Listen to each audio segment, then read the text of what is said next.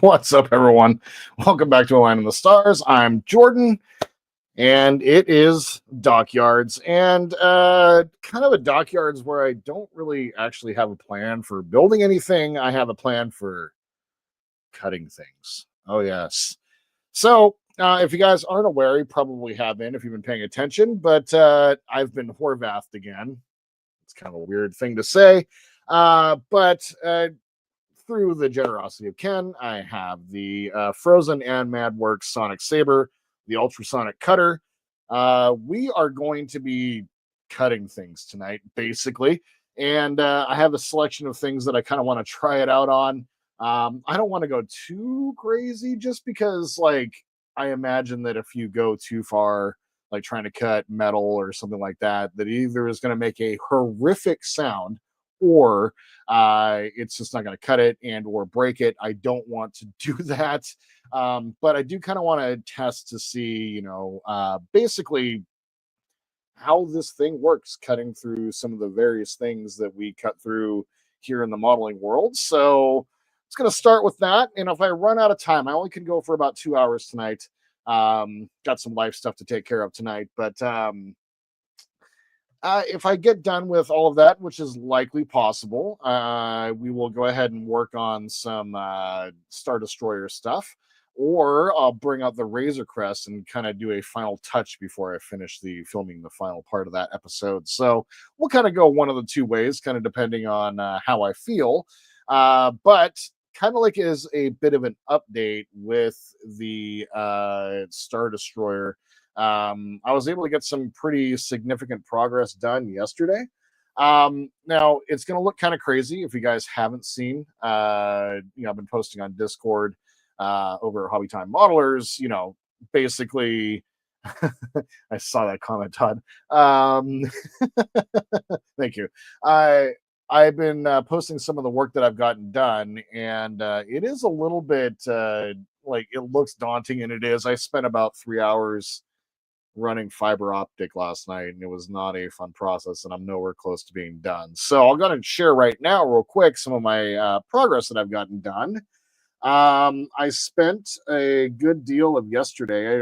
It's going to be sound kind of weird to say, but I actually had a little bit of time off this week. I know it's blasphemy, but I was able to spend a lot of the day working on this project, which is a lot of like detailed work. And so what I've created are 9 bundles of 200 strands of fiber optic. Now, that's 1,800. They're giving you enough for 1,800 windows. By my count, I'm probably going to have about 1,200 windows in the Star Destroyer, which is insane. My approach is basically going to be as such, like these are all kind of meant for different areas. So like I'll show you here in just a second what I've gotten done so far. And I've grabbed one of these bundles. Each one of these are 8 inches long, or roughly about, they're looking for 20 centimeters, which is roughly about 8 inches or so. So they had us create 9 of these, and basically what I'm going to do after I fill out a section, whatever's left, I'm going to cut and then put a little bit of tape over the end, just kind of block it off. I do have a bunch of light blocking going on inside the model, so I'm not too worried about it. But so I created 9 of these, and I've already started working with one of them, and it is intricate. And I'm glad that I was actually using the larger size drill bit. Um, did I hardwire my network at least? No. So please let me know. Let me know if it's not too bad. With everything that happened last weekend and all the kind of chaos around here, any time that I've had around the house has either been spent trying to wait for something with the internet to come back and not trying to disturb Cat. She's been kind of sick, so that's kind of been the name of the game. And then with the water outage yesterday, it's just been kind of chaos around here. So let me know, please let me know. I'll be paying attention to the comments a little more. Todd's not going to be here tonight. Um, so let me know if I'm stuttering. The internet seems to be happy today. It's not too crazy weather-wise. But I do have the cabling. I've got the data switch. I just got to get it done, and I chose to build things instead. And like I said, Cat wasn't feeling well, and we needed to kind of like escape out of here last night. So, um, googly eyes. Where are the googly eyes? They're in packages headed out this week, actually. Ken, your package is going to go out as soon as I finish printing the final pieces. I finally got the 3D printer, which is going on right back behind me. I finally got that thing. I figured out how to use the new resin. 3D printing and I are having some discussions. So Ken, your package is going to head out this weekend, hopefully. But I've gotten a bunch of pieces mailed off. So if you guys are watching, like Steven and Eric, you guys have been asking about some of the stickers and all that. So those have been shipped out, including a shipment of googly eyes. So hopefully they'll let me know if the internet is being stuttery or whatever. I don't know what I can do other than to say sorry. But I do. It's a big project, and I do need some time to do it. But I also have a deadline ahead of me too, so I'm kind of like, ah. So on that front, instead of wiring up the internet, I went ahead and did this. So this is the main circuit board, and this was by far the most intricate wiring that I've done so far. Wiring every single one of these like spots on the board basically have an LED come or a wire coming out of them for an LED section. So I went through and soldered all of that, and the OmniFixo allowed for me to actually get some good solders in there. And outside of the main power, which is this one right here, which is just through a slightly larger gauge and is meant for the power, I just kind of wanted to keep it very simple. What I'm going to be doing is putting a JST at the end of every one of these, for instance. That way I can install the motherboard, get it in place, and then basically be able to neatly tuck and wire my wires or cut them to length and all of that so that everything is just neat and tidy. One of the biggest regrets that I have with the Perfect Grade Falcon right now is the fact that I didn't do a good job of my wiring. Like I'm kind of still contending with it, and I was kind of in a hurry for whatever stupid reason. If I just taken a little bit more time, so I definitely learned my lesson, and I'm applying it here. I want to use the JSTs. I really like the way these connect. It basically will allow me to put this in place, and basically get it in place first. Get everything all like I've already kind of planned out the build. Basically, I'll show you where I'm going to put this in here in a second. But it's going to basically allow for me to just plug in each one of those as needed. Now, there were a couple, I think they're going to be down here at the end. There were a couple of wire sets where let me go ahead and grab them real fast. So these might be some of the larger LEDs that you'll find. This is a 10 millimeter addressable RGB, basically LED. And this one has 4 wires, and I have a ribbon cable for it. But only one of them goes in the negative, only one of them goes in the positive, and there are 2 data cables. So I figured out how to do that just by kind of marking the ends of a couple of the JSTs, got them wired up properly. And I'll just be paying attention to that on this other end. I got a whole build now planned and kind of in motion. So yeah, so let me go ahead and stop real quick. And I've been jabbing for about 10 minutes now, and I haven't said hi to anybody. So my God, I'm a great streamer. I'm used to having a producer. Uh, Todd has been saying, knock, knock, who's there? And I got a cat who is desperately trying to get out. So I will get her out real quick. Go. There we go. Just like scratching at the door and has been since the beginning of the stream. And I'm just like, I will get you out. So Todd's taking Rebecca, his girlfriend, to the airport. So be safe, Todd. Ken says hello. And then we got Chase. Hey, Chase, how's it going? How's it going, Dawn? Welcome. Who else? Oh, so Ken is asking, cool, thanks. When I was going on about the I get off track very easily.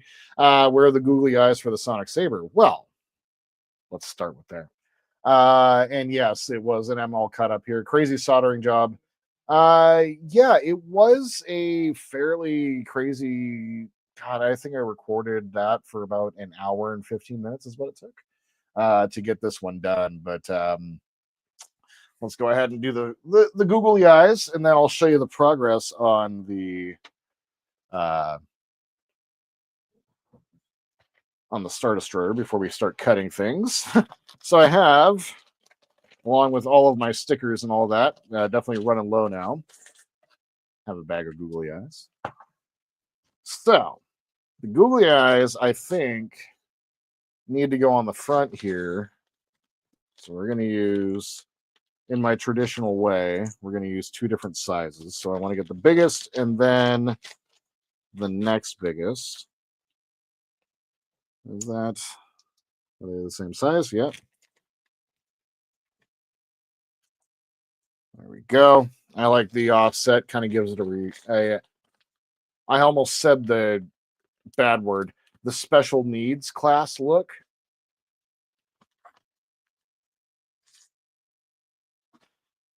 Moving on. So let's go ahead and get that off the screen.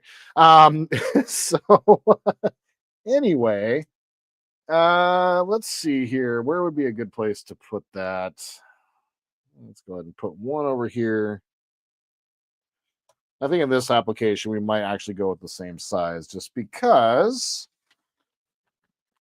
I'm going to put one on each side. Thanks for the reminder, Ken. I do have googly eyes on. Ian's got the happiest soldering iron.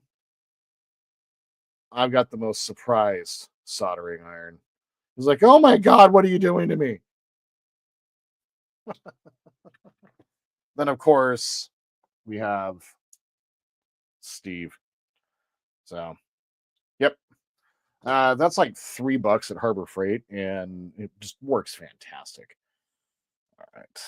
So we will put the second set. God, I'm horrible at getting stickers off. The only time I shut up during the stream is when I'm trying to get the stickers off. So let's go just like that. Yeah, I like it. Very good. All right. So yeah, let's see here. Let's go ahead and show the Star Destroyer real quick and what I got done last night while watching TV. So here we go. I said earlier on Discord that I have 65 more windows to go, and it's really just up in here. So for whatever reason, and I don't know why, I just chose not to drill anything right there in the middle. I really don't. I think I may have forgotten, copied it. I don't know. But of the 200 strands, I got 140 of them. So there's 140 windows that I drilled out just in this top section And how this is going to work, so let me go ahead and slide this out of the way. I'll kind of do a bit of a demonstration here of what my thoughts are. Um, Fiber out of the way. So one of the things we are going to cut tonight is going to be this, and it's going to be the very first thing we cut. I wanted to start there, but what I'm going to do is I want to put this bundle right here, and I want to just go ahead and cut a slot straight down right here. Now, each one of those, Dash asked, I think last week, if I was going to do the effect where I run the fiber through and then leave it long while during the painting process. And the answer to that question is a resounding yes. As this was a pain in the ass to do. It took a lot of patience. It was about 2 or 3 hours. I watched a couple streams. I caught up on the stream from Sunday, and then I watched a stream that one of the video game streams that I like to watch. And so, yeah, I kind of went through and just very slowly and methodically put them through, and it's a lot. Like that, this is 140. Each one of these sides, I counted the windows last night. There's 130 on each side of this that I need to do. So basically, what I'm going to be doing, we have that. I also installed the lower dome here. Very patiently went through and just held the piece in place, then use some extra thin and just use the capillary action and just basically let it melt into place while just kind of holding it and watching TV. And very carefully trying to move it around, but it went into place perfectly. Like it melted. It basically light blocked itself, which is really nice.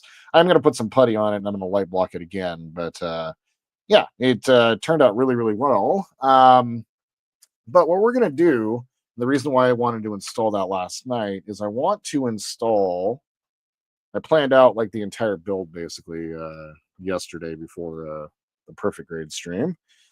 What I'm going to be doing is putting the circuit board right here, maybe slightly back from the dome. And the reason why we're going to put it here is, if you guys notice, I'll go ahead and move it out of the way again. Right here, you see these two slots. There's a brace that sits right in here, and it kind of strengthens up the model from the center of it. In the back, there is also another brace right here that fits into place, and it sits right behind the engine housing, which is going to be where we're going to go for the, oh God, don't do that. It's pulling things and I just don't know. This is awful. I'm like very gingerly trying to do this and talk at the same time. But basically I have to think about where all the pieces in the model kind of fit in. So right here seems to be kind of like the perfect spot for it. And, I'll basically run the wires down, and then each one of these bundles, like each side, I'm not going to be using all 200 fiber optics. And that's what I mean when I said earlier on Discord, like I'm not going to be able to use all 200. So I'm going to basically run this one just like this. And start here and then run as far down as possible. Like there's only so much length that I have. So I'm kind of curious, like, they gave me 9 bundles, and I think it's because of that. Like they just so many sections that need to be done as we have to light up the next level and then light up the bridge section as well. So we're going to put one of these on each side, maybe 2. So it's likely going to go something, and this power cable is far too long. Where I'm going to run the power out is going to be right through here. I'm going to drill a hole. One of the things we may test, I'm a little nervous about it for this one because I may just want to drill it just in case. But I'm going to run the power out, and we may try the Sonic Saber for that. But we're going to run the power out through there and, have one of the bundles on each side. And it's likely that we're going to have a bundle here in the back, as we'll need to probably elevate it a little bit because there's going to be the rear section. Anyway, So I have enough bundles planned out, and whatever I don't use is going to get snipped and cut, and then we'll block it off with a little bit of tape. Once again, the entire inside of the model is going to be light blocked, so I'm not too worried about having too much light bleed happen. But yeah, it was a lot. I was kind of ambitious. I was hoping that I was going to be able to get a little bit more done yesterday. I almost just grabbed that and pulled, and I would have like been mortified. Um, but I was feeling a little ambitious, and I tried to get as much of that done as possible. But it's one of those things where like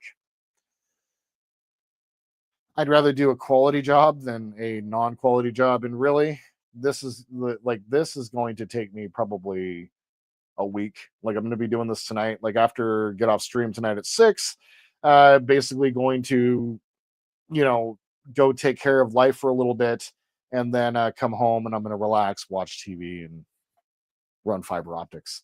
Like basically, it's what I'm going to be doing. I did it this morning before work. It's yeah, it's going to be just a thing. So let's go ahead and get to the crux of all of this and cutting some things. Um, let's see. So I had a new subscriber. He was asking when I did the review video, like if it would cut anti-static like containers, basically for storing like circuit boards and shipping them and stuff like that.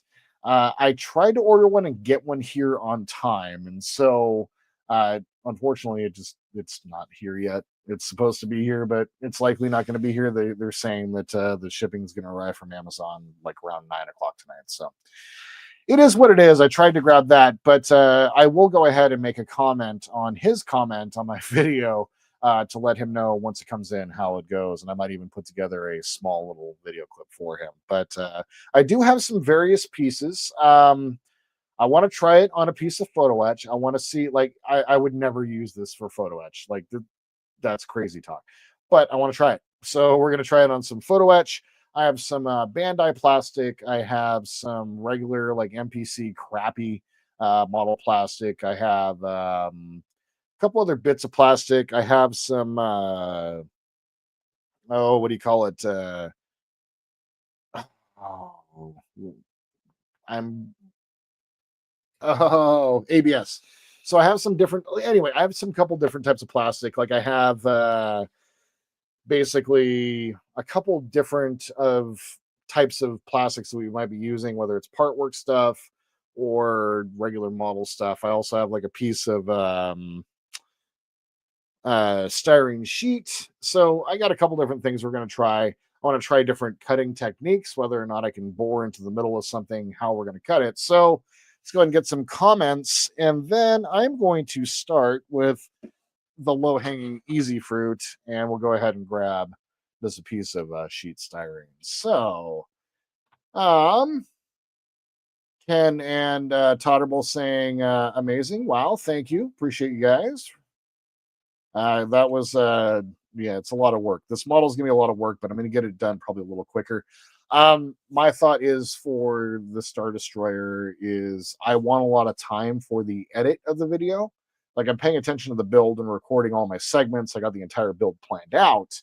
But I really want to take an entire like 2 or 3 weeks to go through and edit the video, watch it, re-edit the video, send it out to the community, HTM, see what you guys think, take any tips and pointers and all of that, because I really want the video that I give to them to be really polished and ready to go. So that's kind of the plan for all of that.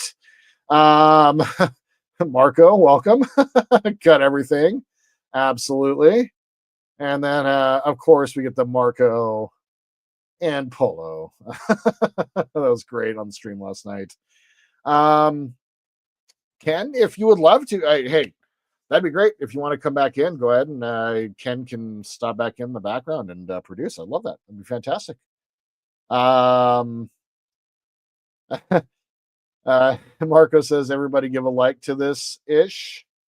Really appreciate that. Thank you. That saber is a little thick with 2 C's. All right. So Now, in the review video, I obviously was wearing gloves, and that's for the sake of the review video, but I'm not going to wear gloves while doing this. I do exercise caution, however. I imagine that if you got a sonic saber in your hand, it would do some destroying. Hey, Ken, Hey, Jordan.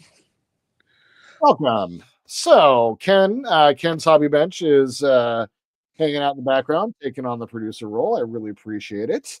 Yeah, we're gonna. Well, thanks to you, sir. This episode is made possible by Ken's. Well, you're welcome. Well, and the thing, it's kind of cool that you're here for this.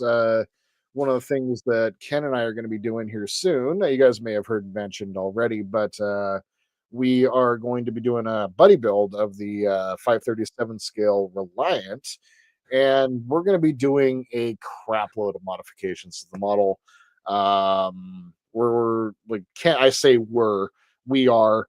Ken has been working with Cass over at Lake Monster Details to get some early prints and early stuff that's going to be available for the Reliant in mass production. But we're going to be getting the first ones and kind of working through Will over at the Ensign's Chair. And if you guys aren't following his channel, you guys definitely should. It's going to be, I believe it's at the Ensign's Chair, all one word, if I'm not mistaken.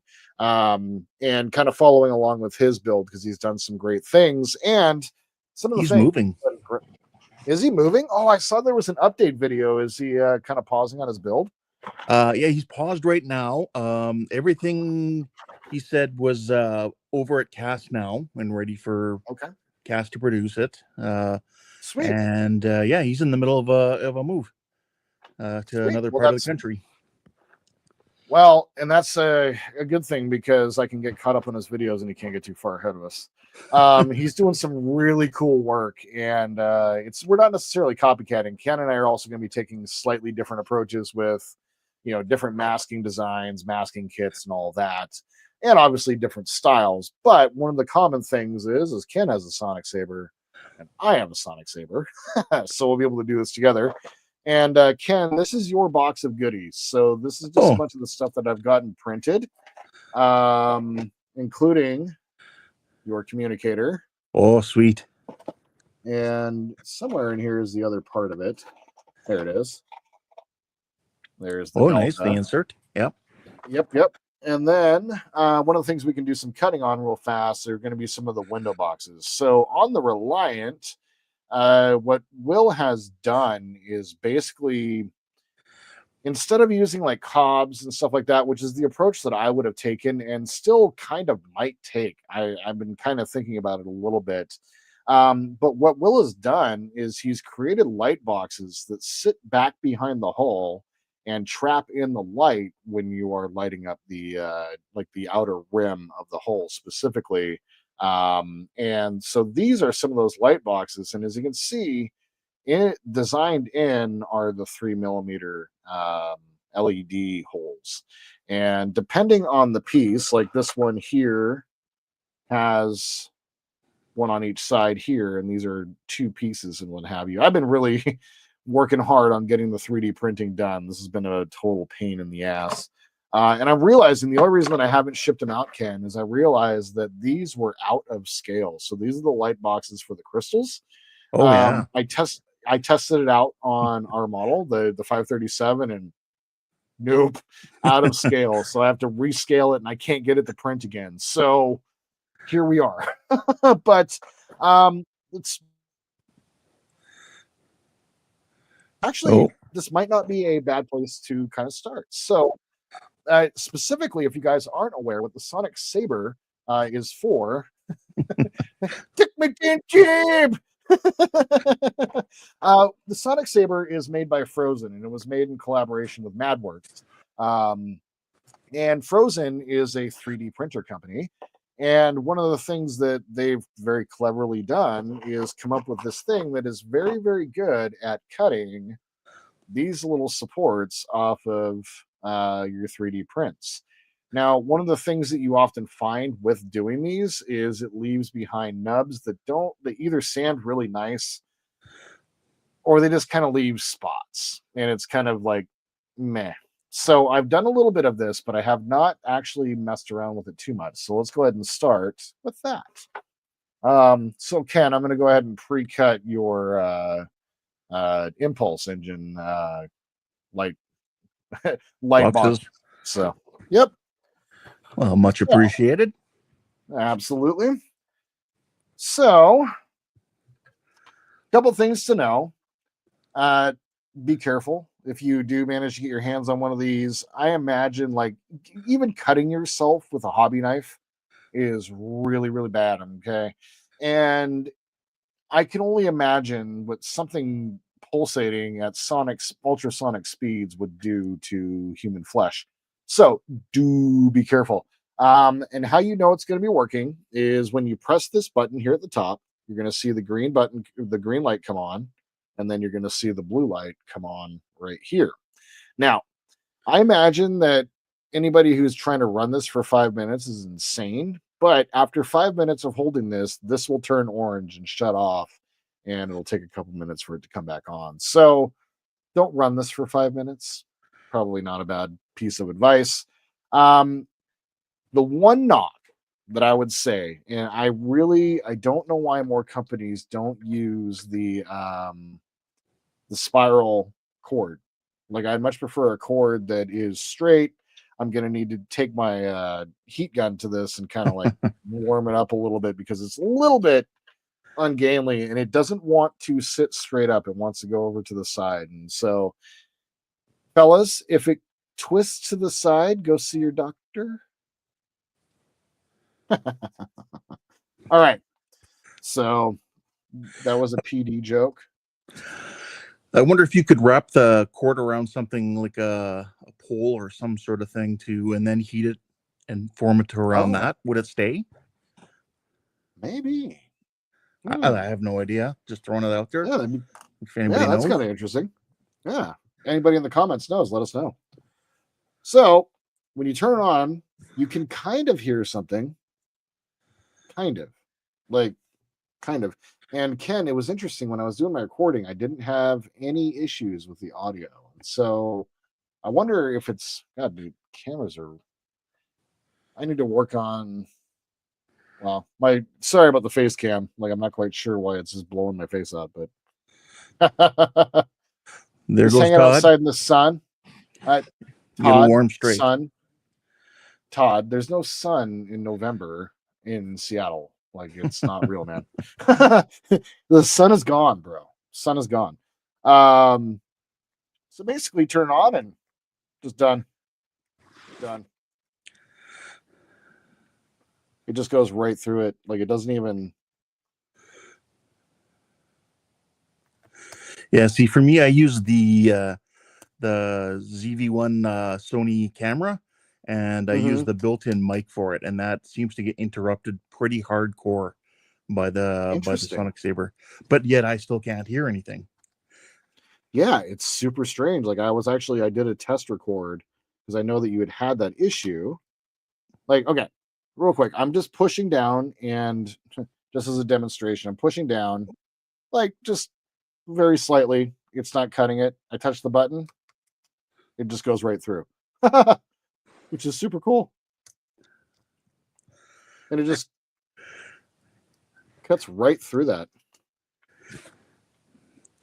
Which was kind of funny because I was trying to record to make a video, and at one point I forgot to press the on-off button for the machine. I had the machine off, and I I tried using the button. It's like, geez, this thing's not cutting.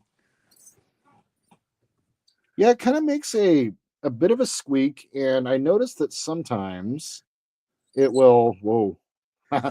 So I don't know if you guys can hear this. I'll pull this close to my mic. You guys hear that? Kind of makes a. Yeah.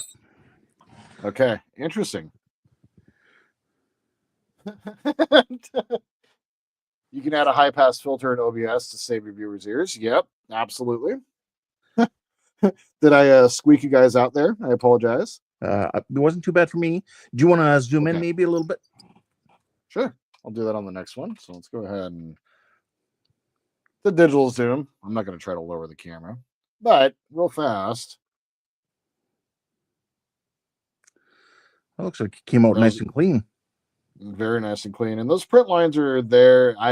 Once again, I'm still learning, and really, that can be eliminated with heating up the resin, but I'm not too worried about it because this is all inside. But yeah, that's all internals you never be seen.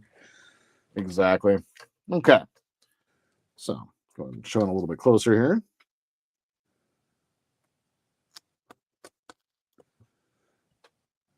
A little nervous about close to the fingers, but so me being someone who's never done 3D printing, how does that compare using just like a hobby knife to do that or a saw?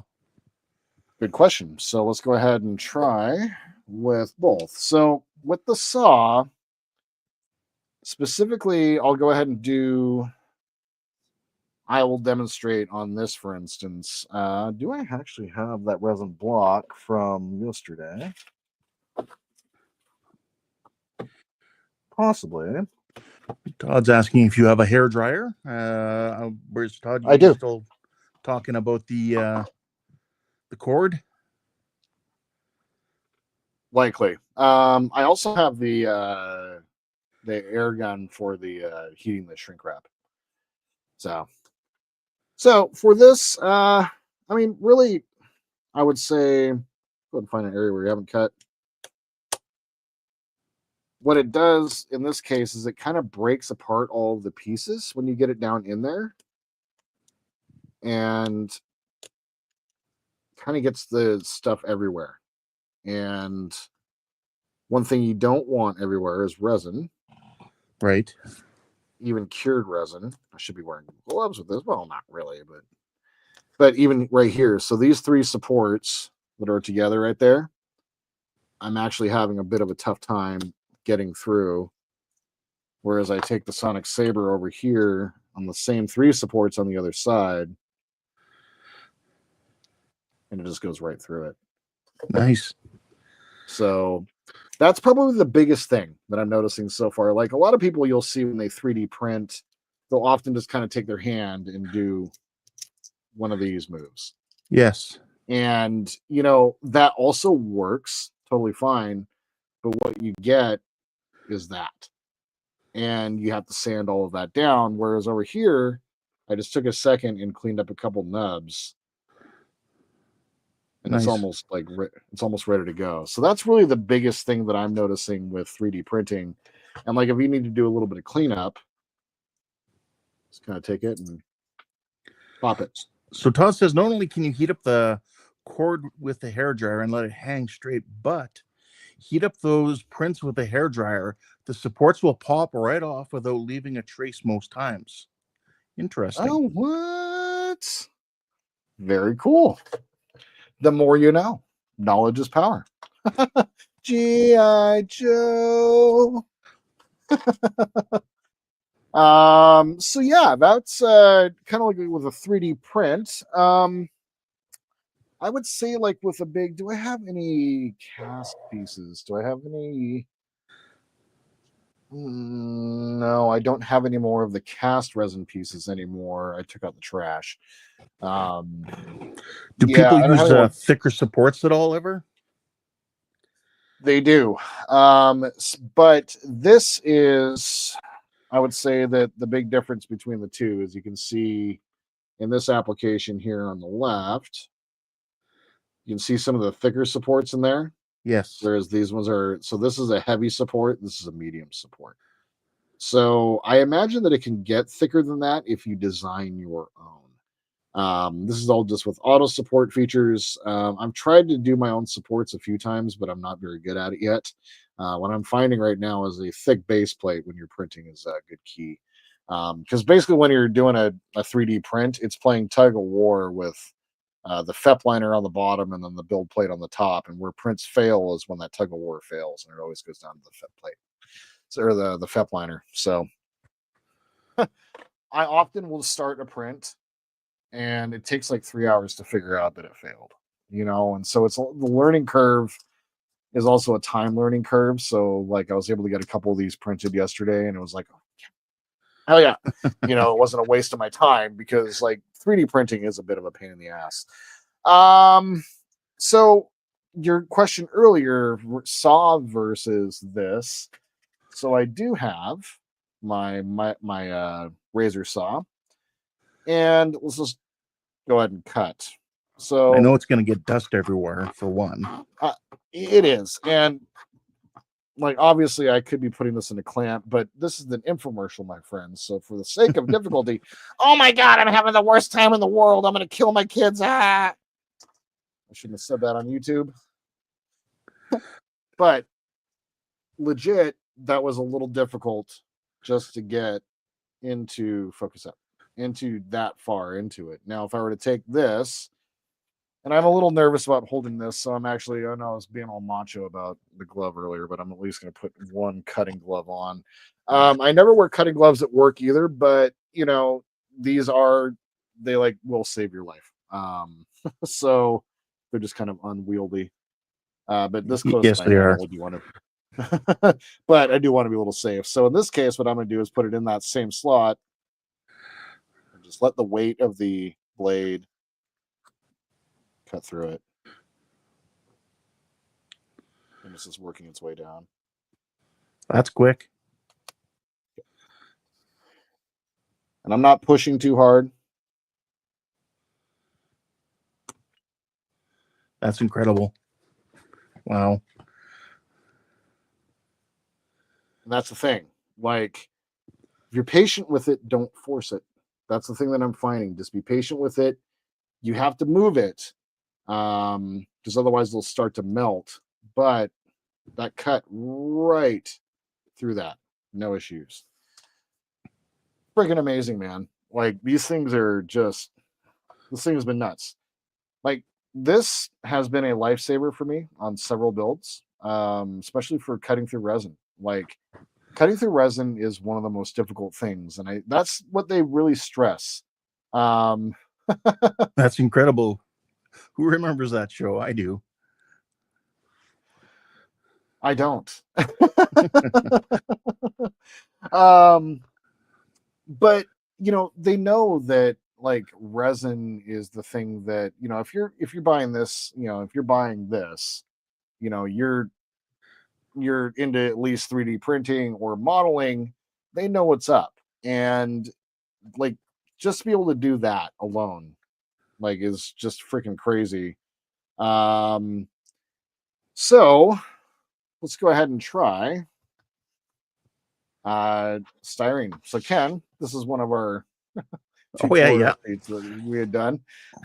My first Ken and I have done a few, and Ken has been very kind with not only gifts but knowledge. And I need to rewatch the end of the stream last night. I kind of came in like right at the very end, and I caught a little bit of the chipping tutorial that you were giving, so I need to finish watching that. But this is one of my first forays into that, so I figured what better sheet than this to do so. So let's go ahead and try cutting from the edge. So I'm gonna hold this sheet up. Let's go ahead and zoom in a little bit here so people can see what I'm doing. And Skull's got it. John Davidson was the host of That's Incredible. Nice. I might have to look that up later. And this is relatively thick sheet styrene. I think this is probably 1/16 of an inch, maybe. So fairly thick. And let's go ahead and just try cutting up here in the corner. Wow. I found that after a long use of that on plastic, you'll see it start to melt more. Really? So the Yeah. heat builds up in the blade, you think? Yeah, I'm pretty sure it does. Used it on my Klingon bird of prey to cut out a big chunk in the hull, and Oh yeah. and in certain areas further in, you can see where the plastic starts to well up along the edges, which is not a big Are you deal able for me. to? I'm just gonna sand it down and whatnot. Yeah. Are you able to Are you able to deburr it? Oh yeah, that's not an issue, and it still went really fast. But it does heat up after a few moments.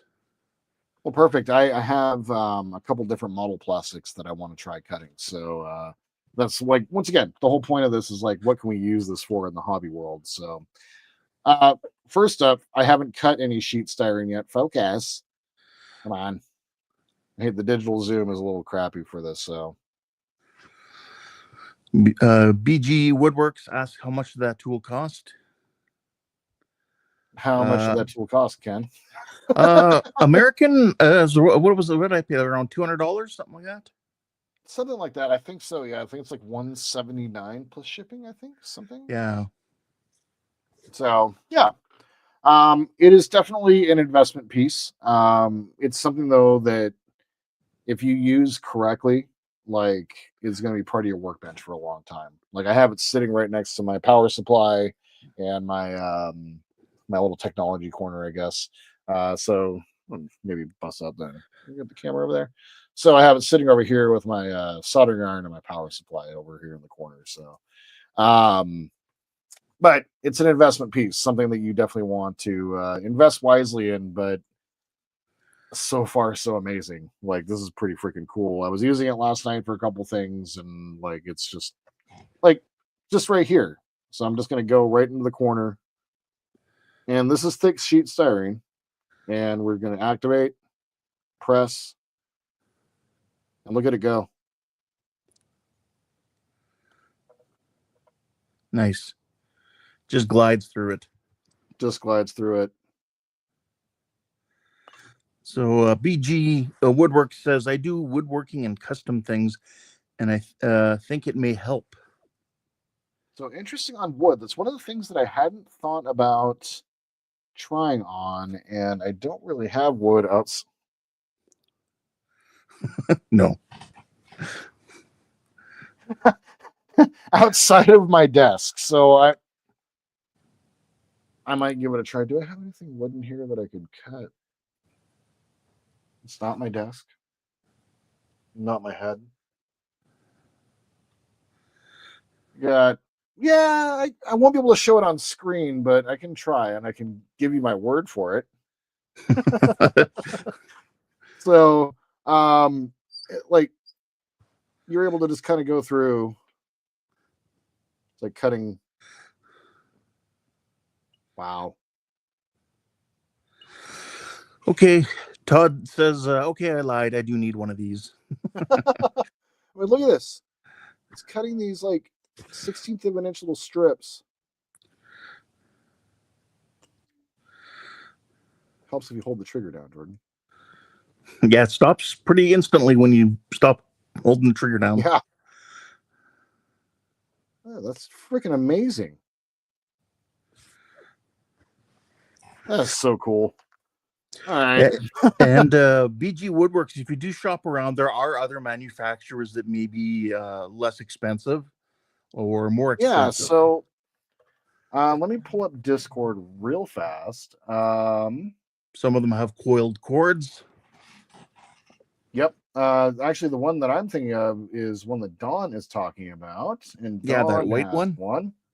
Yeah, so his is from Micromark. So if you also look up Micromark, his is portable and actually has the coiled cord. So Dawn was saying that he doesn't he hasn't used it much, but from what he has seen, he does like. So and just for the demonstration, you know, if we were to try to cut into this with the saw, well, it's cutting nicely, but that's a bad. Okay, that's a bad. It's not as easily cut. It's not as nice.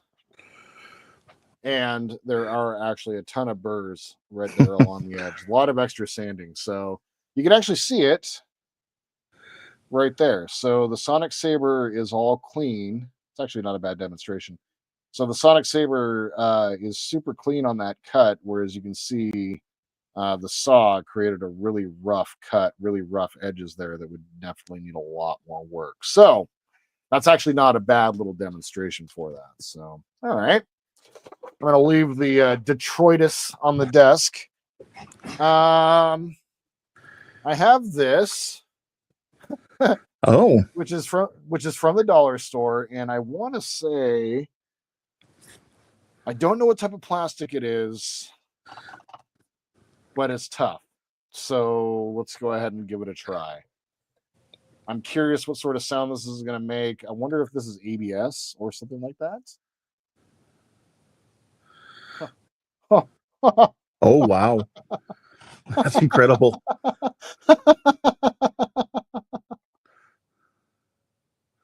Would you look at that? Dude, what? Now try something interesting or try a plunge cut. Yeah. I know because I've done Oh plunge my cuts. God. Yep. As soon as you hit the button, it'll just sink right in, and then you start cutting.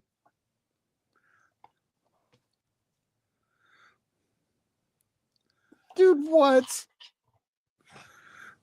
Yeah, I wanted to see if it would do a plunge cut, so I did, and it worked well. That is an absolute game changer right there. Holy crap. Dude. So just like, I'm going to start right in the middle right here. So let's try right here. Everyone see that? Okay. Yeah, we can see it. Press the button. Right down and in. Like a lightsaber, sinking Right to the through floor. the, yeah. Oh my God. And this is cutting all the way down. I'm giving a little bit of pressure. This is really thick plastic. See if I can cut through the bottom. No problem. Dude. It smells like plastic. Had to smell it. That is. This was the one I was like, what is the sound gonna make? But it doesn't seem to be nothing. making any sound. Nothing. Yeah. It is melting the plastic a little bit, but that's just because it's such thick plastic and it's got to get all the way through that. So Todd's asking, how smooth are their cut edges? So here, let's go ahead and cut one out from the other side and get a perfect square. Well, as much of a perfect square as possible. So I just love this. This is great.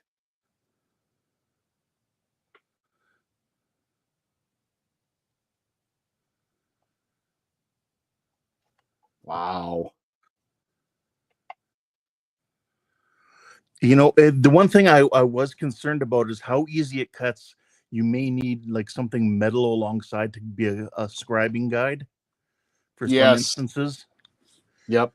Because it would be so easy to make a like a slip of the blade, basically. Yep. I agree. I had that same thought last night, actually. Todd says neighborhood dogs are going insane over there. I wonder what Soji's doing right now. I let her out. So, okay. First up, that came off super clean and easy. Get that out of my hand. Get the glove on. So the edges have a little bit of that melted edge. Yep. But you can see that those cuts are pretty clean. Sure. What's up, everyone? Welcome back to the Line of the Stars. I'm Jordan, and Buck is here. Stream can begin. Everything you saw before this was just practice. Yep. So, Buck, you want to see something really cool? Check this out, man. This is probably maybe 1/8 of an inch thick plastic. Not quite sure what it is, but we're just going to go ahead and do a sink in. Go a little bit of a plunge. Oh God. Huh. Yeah, slippery all the way through. Yep. And we're just going to cut all the way down, right in the middle. Dude, that is nuts. Crazy. Todd, it cuts really nice. There is a little bit of sanding that we would need to do. So in this case, let's grab a razor. I don't know. The way I look at it, though, that little bit of sanding is nothing compared to the amount of time you saved cutting it out. Absolutely. So in this case, I'd probably actually bust out the regular hobby knife. Yeah. But the one thing to keep in mind, if you're, concerned, it is melted plastic basically that's coming up. Yeah. So it won't come off super, no sweat. You do have to scrape a little bit. Do a little bit of work to it. Yep. You have to do a little bit of work. So the edges are a little bit burred. But what you're able to do is get into a really crazy surface, like really easily. He's asking. Yes, Buck. Skull's asking if you can use your thumb on the trigger like you do with your airbrush. Yes, I can. So that's because of carpal tunnel. I know it's super crazy. It's carpal tunnel. If I use the airbrush for too long and I use my forefinger, it'll lock, and then I'll pull the. So having the Awada, and I really need to clean it from last night. There's no travel stop, so this is pinpoint and and so if I use my finger, it will get locked because of the carpal tunnel, and I'll just max blast. I do have MadWorks. Oh, funny. MadWorks 0.5 millimeter. This one does have a travel stop on it, so it's a little nicer. But yeah, I don't know why. So fun fact: my dad was missing his right forefinger. He was on the Enterprise, and the real one, and 1,100-pound piece of sheet metal fell on his hand outside the reactor room, and he lost his forefinger. That was the end of his time in the Navy. So yeah, that was that. But when they did it, they kind of left part of it. Like, it was kind of strange. The doctor did a horrible job. And so he had a nub there, and so he would always stick it in his face. Oh my god, it's in my nose. I miss that guy. It's been almost 10 years now since he's passed, unfortunately, but yeah, I miss that guy. He was quite the hoot. My childhood, a hoot. My childhood was a very strange one. That's for damn sure. So, Buck, now that you're here, I have a box full of parts for the Enterprise D that were your parts, my friend. Would you like me to see? Would you like me to cut one of them?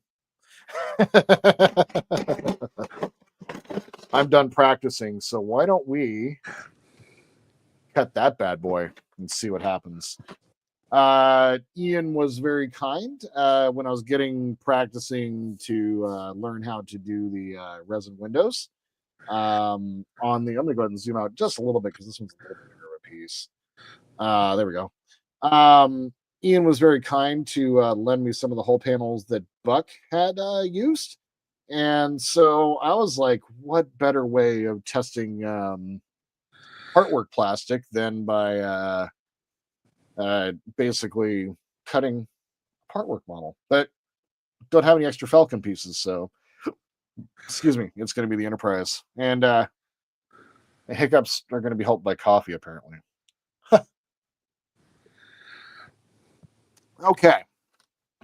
So let's cut. I've been looking forward to this all day. I love this model. I need to get back to work on it. And this is going to help me get back into building. So the Enterprise D, if you guys notice, hasn't had an episode in about a month. It's because I've kind of hit a wall when it comes. Yes. And yes. I think it's if you go through resin, like I noticed when I went through some of the resin pieces, if you sit in one spot for too long, it will start to smoke. So heat is created, and I think it's just through the friction of the ultrasonic. So it is like if you basically just kind of put it up to something, Buck, you didn't hear this, but like it does make a sound. That's more of a Horrible. scraping noise. Yeah, and so, but it just doing that, like you see across the top there, it actually melted the plastic, and it's just because it's going so fast, right? So the blade moving at such a fast speed. Should we try? Do I have any extra? I do have extra. Ooh. We're gonna try it. Buck says I hear baby cicadas. Yeah. But yeah, basically it just creates heat through the actual friction. So let's go ahead and just cut right here. Oh, dude, what? Oh, yeah. Oh my God. So to finish the thought, yeah, it smells funny. To finish the thought, on the Enterprise, I'm at the point where now I got to do 2 major mods before I can kind of move on. I can hold off on the nacelle mod for a little bit longer. I think I can hold off on one more pack so I can kind of resume the build. But I'm now at the part at pack 15 where we're completing the top of the saucer, and I don't want to finish the saucer until I've done the bridge mod. And the bridge mod requires like hacking up of the sorry, focus up. It requires hacking up of some acrylic pieces. I was a little nervous about doing that with the razor saw, but with this is a game changer. So we will likely not this weekend, but the next week we'll have a Enterprise D video where we do the bridge mod. So knowing that this cut that just like that, let's go ahead and just do this. We'll do a bit of a plunge. Like I want to try a plunge into a corner. Really thick plastic through there. Wow.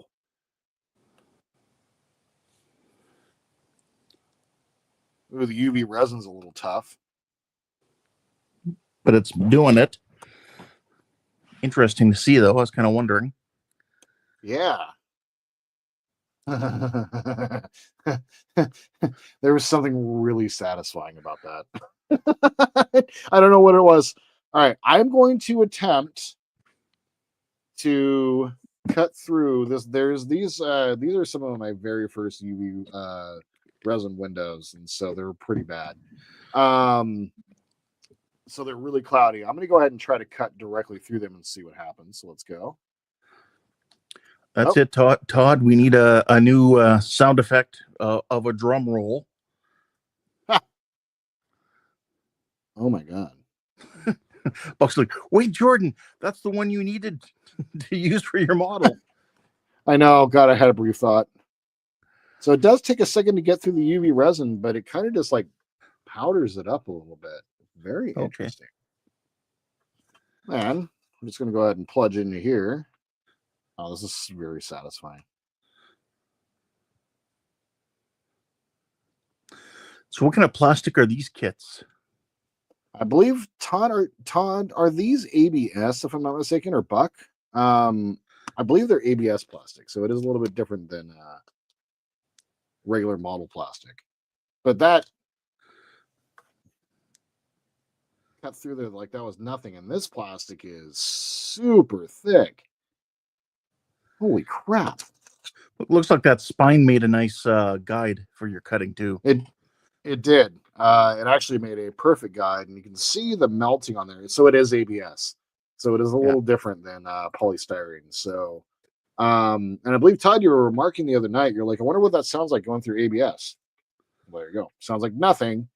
And it goes through there, but you can see the little bit of the melting effect. Focus up. Yeah. So now let's go through this big ass thick piece right here. God, this thing would have been amazing doing the Razor Crest. Oh my God.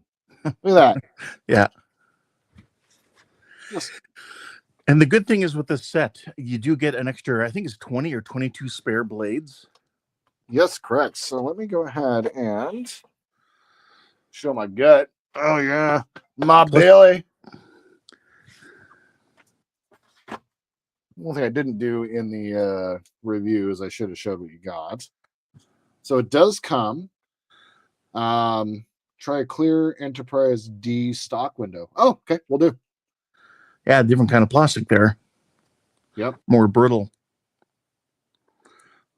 So we have about 20 blades, and then they give us a new lock nut and a couple of new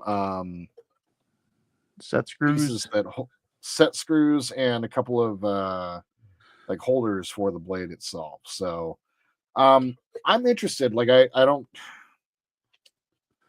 I'd be interested in trying to figure out what other sort of attachments we can put on here. I didn't like think that far ahead for tonight though. So hello, Stephen. Let's go. Welcome to the show. Hey, Stephen. And Stephen, now that you're here, just to let you know, your package got shipped off the other day. So be on the lookout for it sometime in the next, I don't know, whenever it gets across the pond. Let's go ahead and find. Buck says, so you made my new toy not so cool with your new toy. That is all Ken. And Dash is here. Hey, Dash, welcome. Hey, Dash, welcome. I've been hacking up parts of the Enterprise D. Very fun. Focus. It has a little bit difficult time focusing when it's zoomed in. Here are some Enterprise windows. Got a few of those. Let's go ahead and run down the middle, shall we? That's a good way of holding this without killing I was myself. gonna say, yeah, just try the edge of the sprue first, maybe. The edge of the sprue, yeah. Just so you know how easily you're gonna go through or not go through. Okay. Now try to go through those windows, maybe.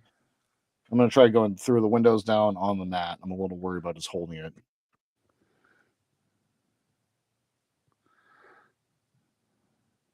Oh man. Right down and through the thing. Buck says you need an attachment that'll hold a paint bottle. Instantly super mixes the paint. Seriously. Todd, so the answer to that question is how does it cut the windows? Very easily. Like, and quickly. Like,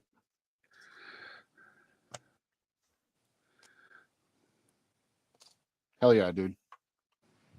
Okay. Next. Let's try some Zachem. Next, we'll try a tomato. Tomato. Do I actually have some Zachem? I should. I do. All right.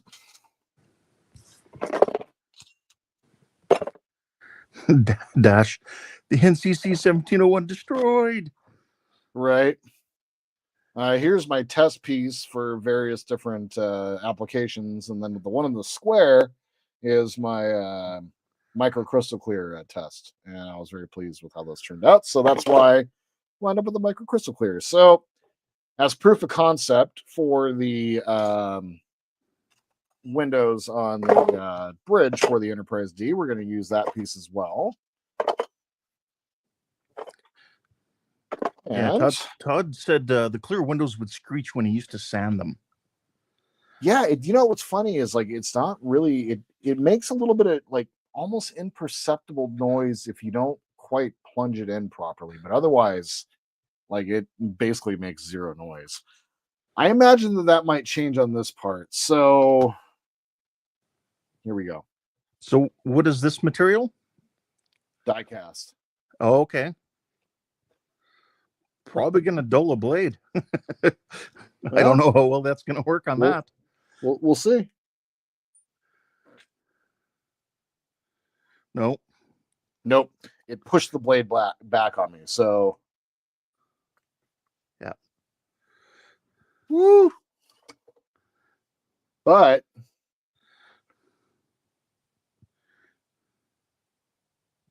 see a couple micro cuts in there. Yeah. It did scratch it. Yeah, it did something, but it basically what happened is as soon as I got in there, it kicked it back and it made me nervous. So, Yeah. no, we learned something.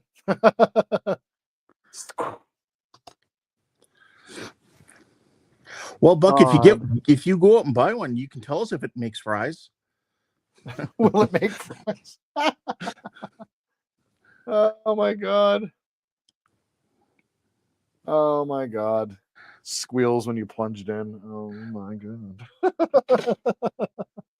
All right, let's go ahead and try. These are the windows for the Enterprise D, also with the reflector material, and it's the same stuff that the bridge is. The bridge windows are made out of. So let's go ahead and try cutting through this.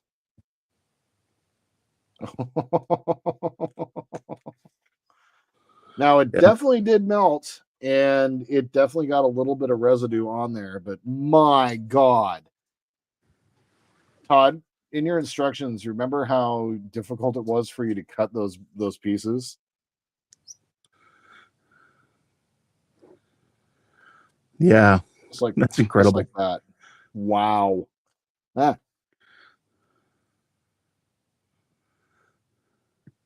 Wow. Just love seconds. it. Just this is amazing. All right, what else we got to cut? Dash was asking about photo etch, but seeing what it did to the die cast, I don't hold much hope for that. But it is something that I did want to test. Yes. So let me grab. Thank you for that reminder. Let me grab a piece of photo etch back here. Oh, I'll share this. I just got pack number 10 of kit. I'm still waiting for 6 and 7.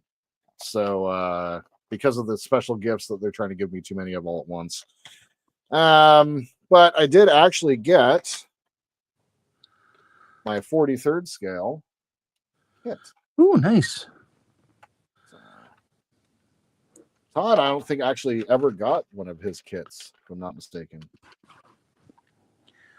And Todd does remember cutting that material and thinking that it was hell.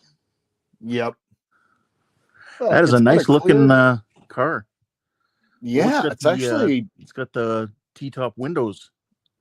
Yep, and they don't lift up, but it does. It's clear, so you can look down into kit a little bit easier. But yeah, there it is. That is exposed headlights, so that's season 3, 4. So very cool. Yeah, finally got that, which is pretty cool. I'm currently right now packs 6 and 7 are waiting on a t-shirt, the car, and the voice box, or the voice battery back. Oh my god. Oh, you never got the car. So yeah, I'm waiting on the car model, and then the battery box with Kit's voice box on it, and the what's it called? And a t-shirt. And they're trying to give me all of my gifts for the entire run all at once, and it's causing a delay. I email them and they're like, ha, ha, ha, ha. So whatever. One of these days I'll get going up building on kit. But when I do, I already have packs 8, 9, and 10, with 11 getting paid for here in the next week or so. So like I'll have a bunch of stages. I'll be able to do a few night shifts in a row, which is gonna be pretty cool. So nice. I have a fruit pack here. And this one is for the Razor Crest. And got a few pieces of photo etch here that I can't grab with my gloved hand. Yeah. said Michael Jackson. But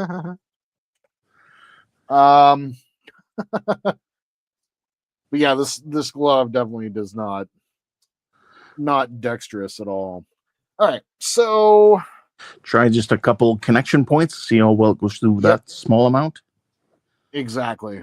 My exact thoughts. So we start here in this net. Oh, that makes a weird sound, but it went right through real nice.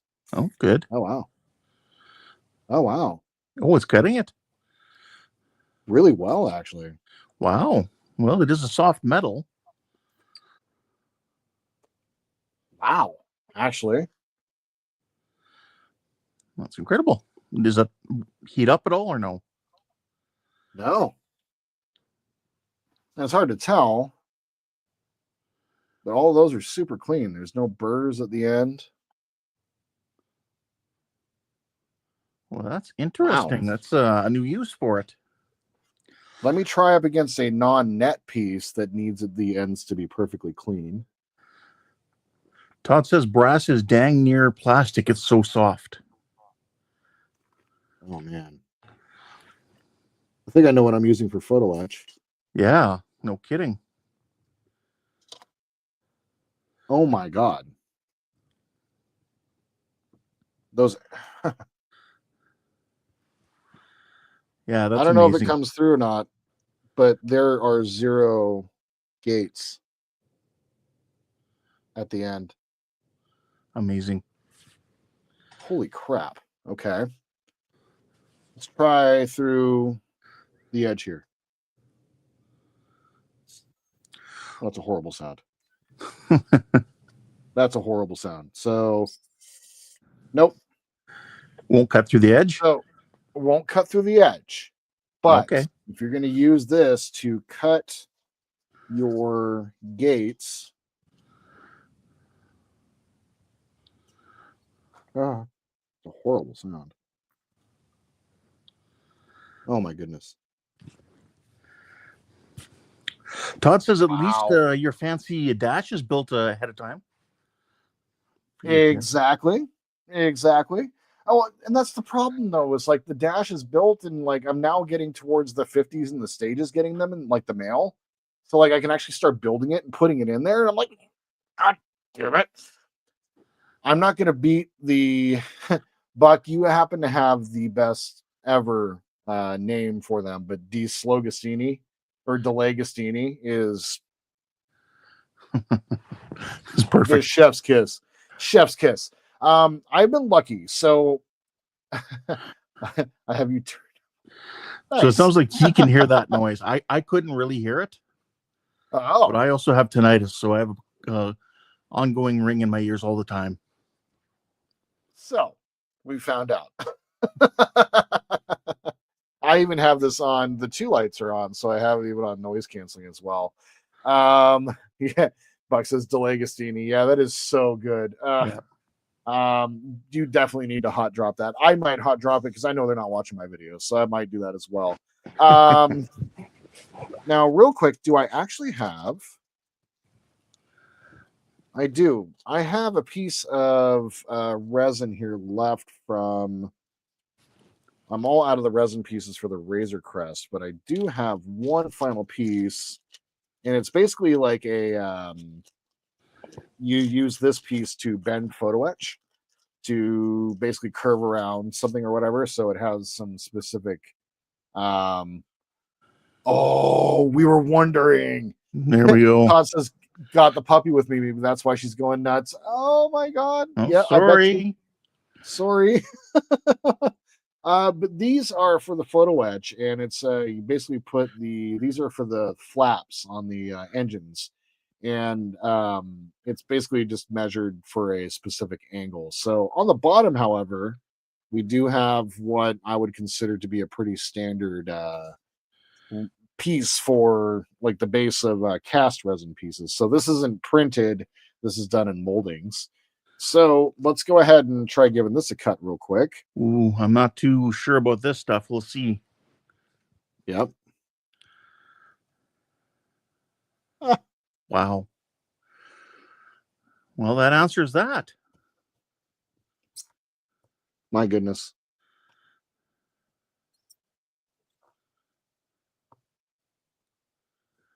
Wow. Let's go ahead and try show you guys from top angle. So, it's going to be kind of hard to pick out. So try to find an angle that maybe you guys can see. Well, it's going to go up like this. Yeah, that's good.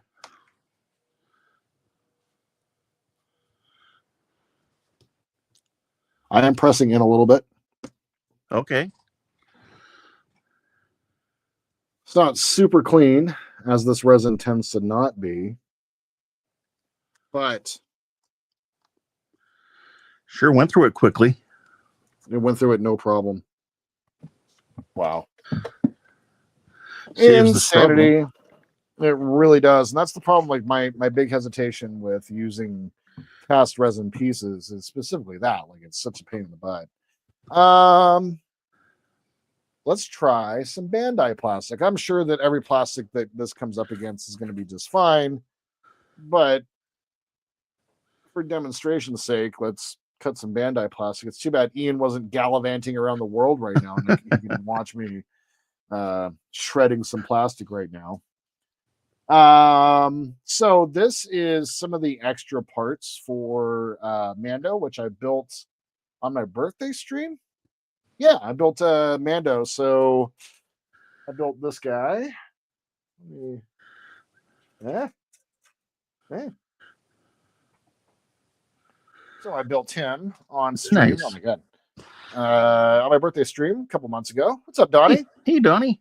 And so I have when they give you, like, one thing I like about the figures, or as Ian likes to say, figures.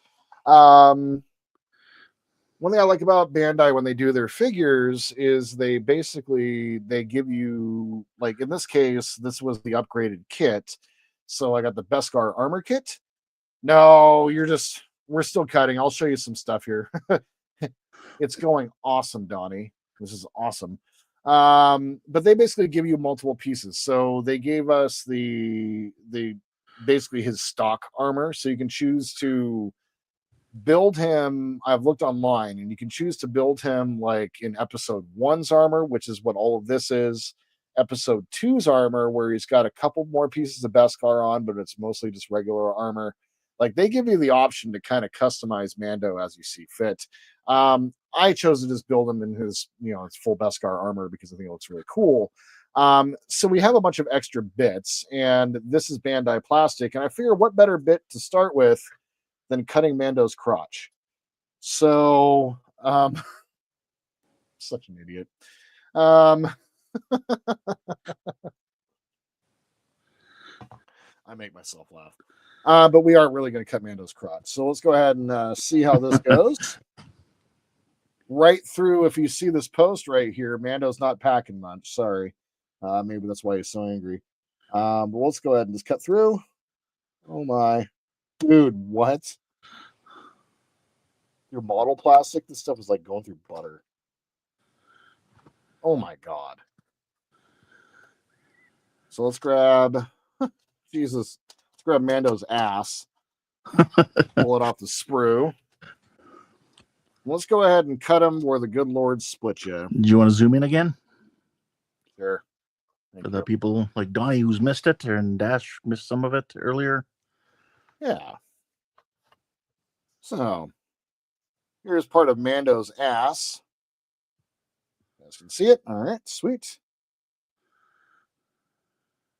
Start at the edge here.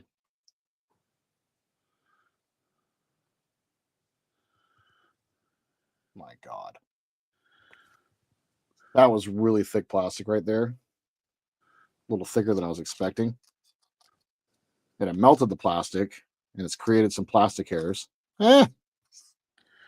Buck says it seems like a lot of ass grabbing going on here. Buck, have you seen one of my streams? Streams? Oh God. That made a sound. Dash says, or sorry, Todd says so thick. Oh. I don't know where that went. So but it cut it. It cut it for sure. Let's go ahead and grab one of Mando's legs here. I've noticed after continued use, it started to get a little bit warm, specifically right around here. And I don't know if it's my fat fingers holding it this entire time, but it is starting to feel a little warm. I think it is the hand unit. I've experienced that too. Okay. So one of the things that we're able to do is plunge. So Donnie, check this out. We're just going to go ahead and plunge into the piece. Straight in. Can't see past your hand. Oh no. Let's try a bigger piece. On the Enterprise D, for instance. add a plunge straight in and then down. Oh, yeah. Oh, yeah. Look at that. Like butter. Oh, it's really thick right there. Oh, it's like you're going through one of the mounting lugs. Yeah. Huh. Exciting. Yeah, Mando's leg is kind of a small piece. But sure, let's just go ahead and there we go. That's a good angle. Bandai plastic. Thick Bandai plastic too. It does melt it a little bit, but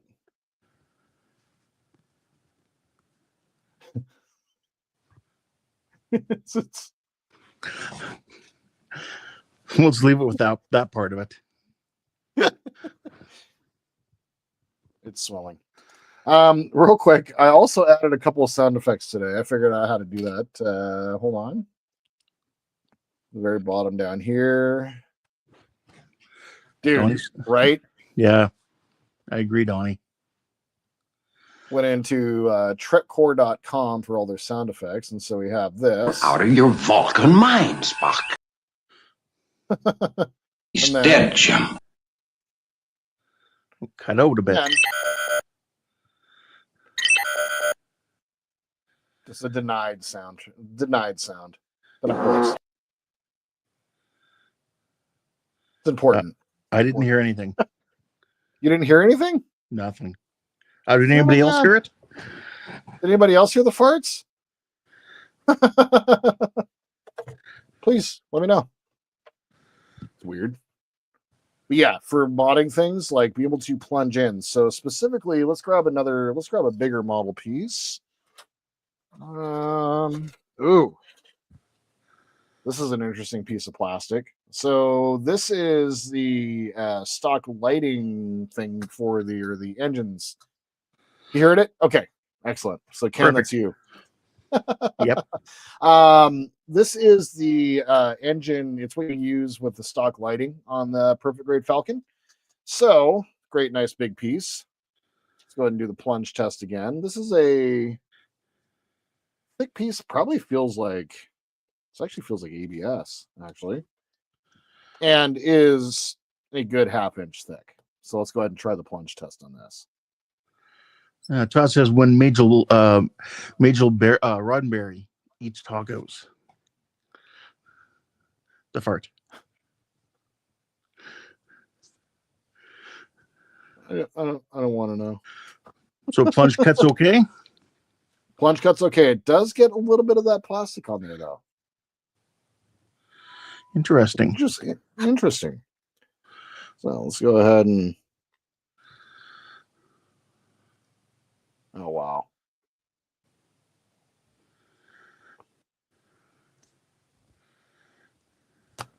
Wow. Almost all the way through. I probably could have pushed a little harder, but in this case, I'm just going to score over the top of that line. And go all the way down. Okay. So on some thicker pieces of plastic.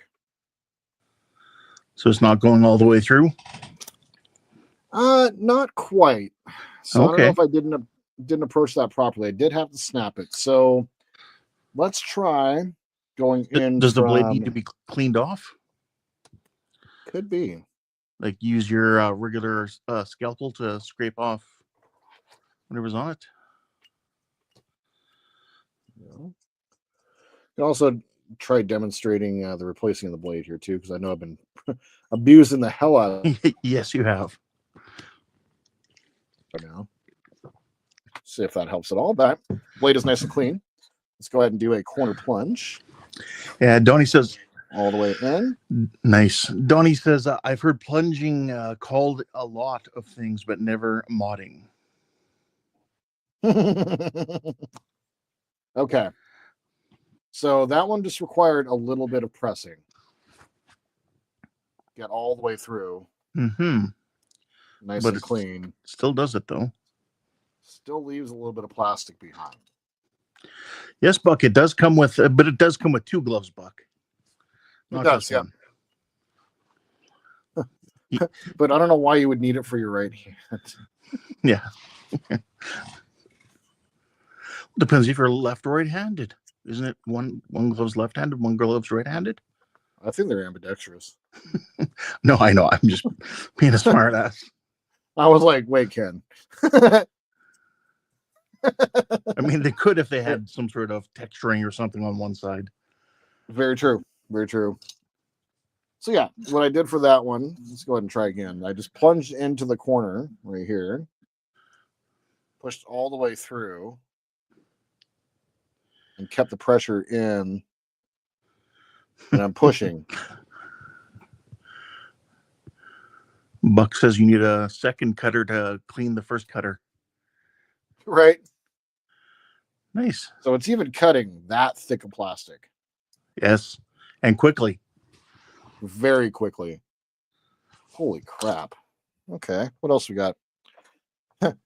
We have cheap what is this? What is this? Oh, this is the this is gonna be AMT plastic. So this is the stock parts for the Razor Crest. So let's go ahead and this is gonna be super satisfying. Oh yeah. Brings back the memories, my friends. Is there like a little box or something on there you can cut out on like a shape or something on it? There is, and that's actually exactly what I was trying to do. I was going to try to cut out the little box at the top of the door first, and then the rest of the door. So let's try some precision cutting. Oh my. Heard that squeak.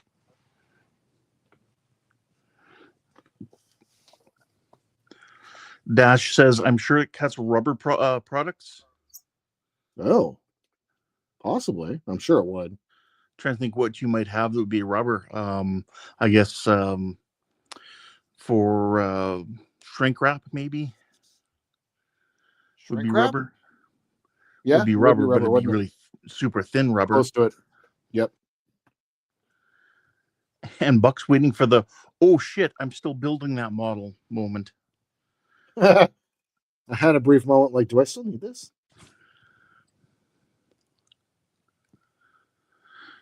Looks like you're doing some fine work there. Okay. So well, let's get the edges taken care of.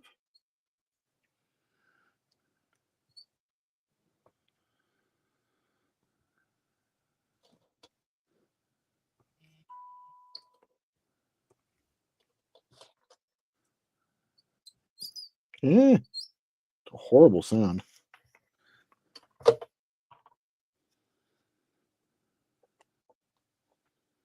Where is it not? Right there.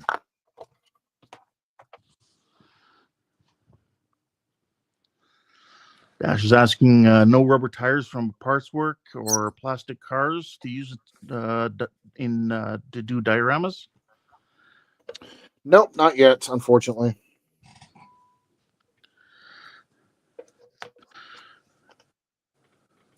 There we go.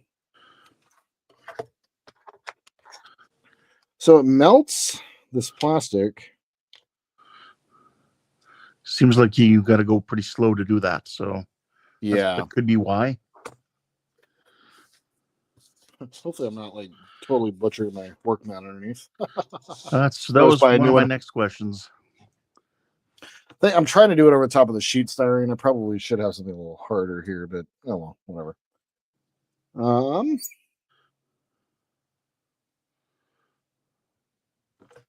wow. Yeah, that'd be an easy way to cut a door out.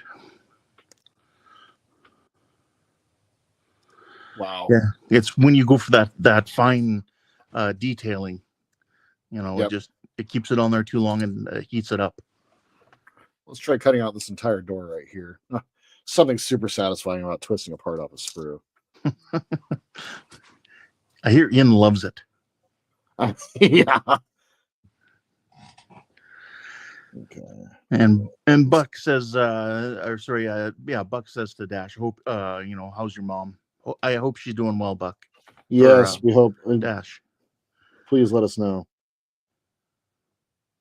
There we go.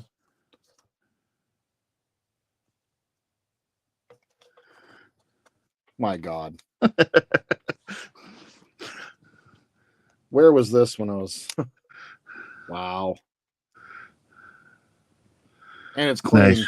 Yep. Like that's a clean cut. Like just a little bit of deburring. And one of the things you can do if you really want to be fancy with it is you can use it to clean up edges too. But that's where you're gonna want to wear a glove. Okay, so that's AMT plastic. Let's find some. What other type of plastic we got in here? Dash says she's got a lot of tubes sucking fluid out and putting fluid in. She was a pincushion for a few young nurses.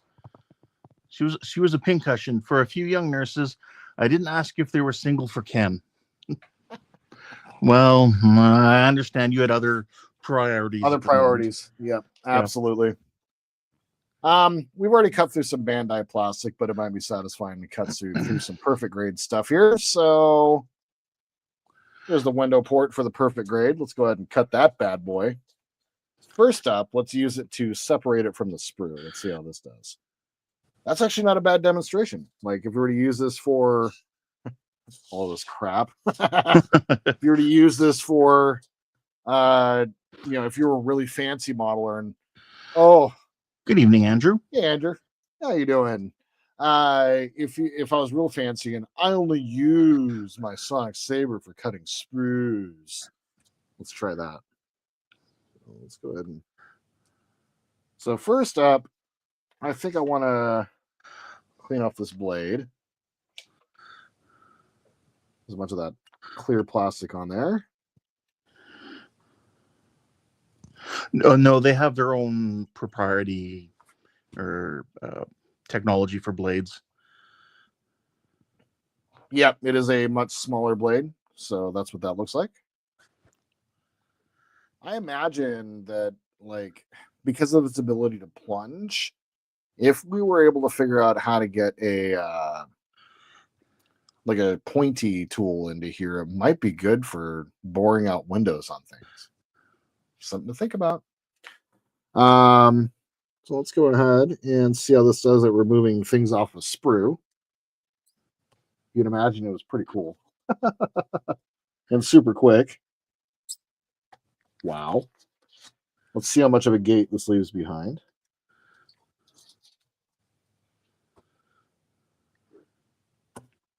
Okay.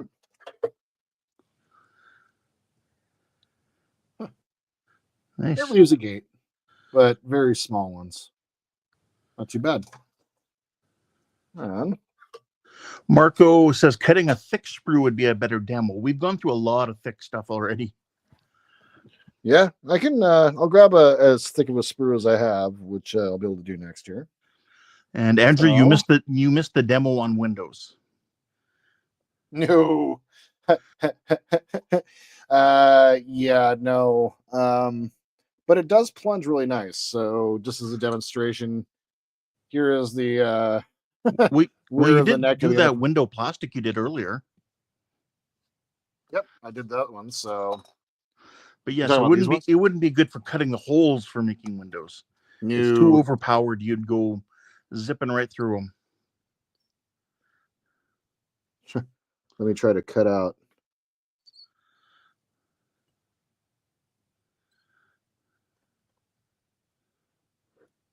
Well, it got it. Did it? Okay. Yeah, it's a little well. And then that will happen. So because of its ability to do this and plunge right in. So let's try to get a bit of an angle. So it's on, goes right in. A little blurry, sorry. Yep. And just right down. Yeah, Dash, he'll be Jordan said he's going to be changing blades at some point here just to show that. So you'll get to see what the blades look like. Yep, we're going to do that here in just a minute, actually. And so just cutting through the rest of this. This is really thick Bandai plastic right through here. So, okay. Okay, Sosa. Oh, never mind.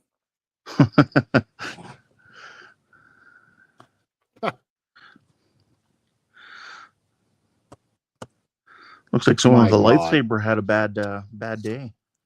Seriously. Oh, wow. This is so cool. Oh. Okay, let's find. I got a thick. So this is the thickest sprue that I have, and this is the MPC sprue for the Slave One. The amount of flash that's just on the sprue is kind of crazy. Look at Boba Fett. He's like silhouetted in flash. Out of control. Yeah. So this is the thickest sprue that I've actually ever used so far, and no problem.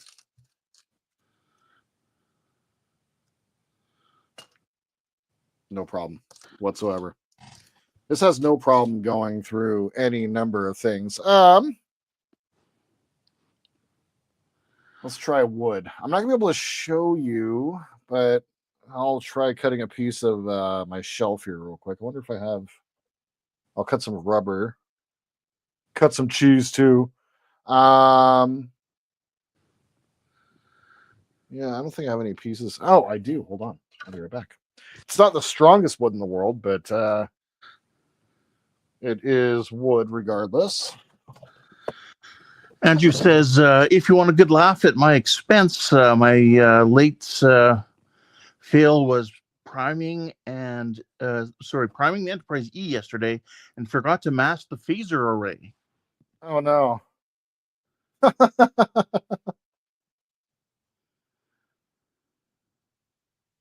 Oh man. All right, so I have my old model tray here, the old thing that I would use to hold all the paints back when this was enough. Let's go ahead and try cutting this. See what happens. Yeah. Holy crap. Right through it? Yeah, I don't know if I want to destroy it. Like, do I really want to destroy this whole thing? Let's cut through one of these. I'll just go ahead. Just cut through one of the bottom, the back corner. Yep. So, like, I'll go ahead and cut through this back one here. You guys can see that? Nope. Try over here. Nope. Where can you see? There we go. I mean, I don't know if I'm going to use this. I just don't know if I want to waste it. It's still good. Oh, exactly. I know what you mean. Oh, God. So it's not. Okay. Requires several passes, but It does cut it? all the way through. Nice. So Buck was this is recommending kind of a side view. Side view? Yeah. There we go. Let's try cutting this corner up here at the top. Andrew says everything in Jordan's workplace is getting destroyed to show off a new toy. Yep. Wow.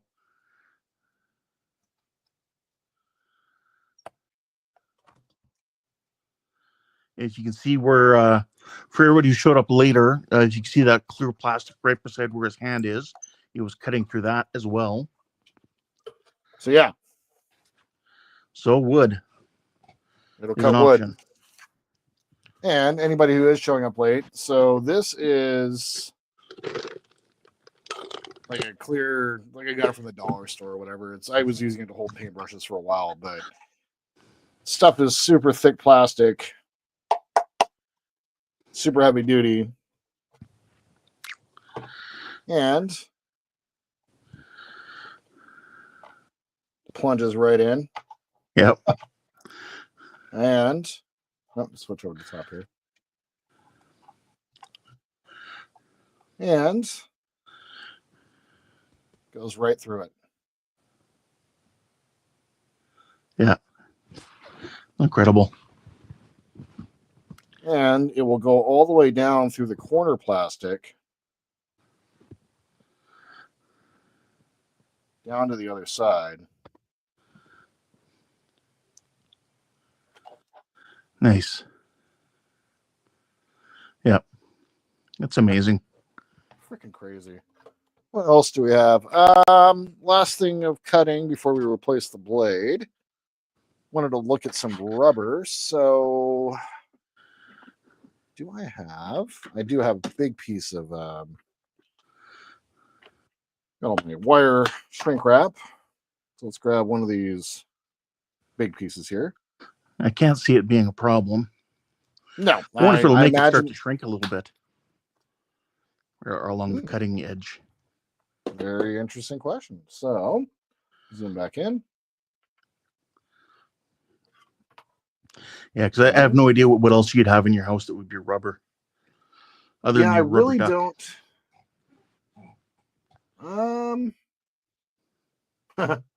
We leave him out of this. Yeah, I really don't have anything rubber. Yeah. Not that I can think of off the top of my head. So yeah, that's about as close as we're gonna get. Let's go ahead and go into this.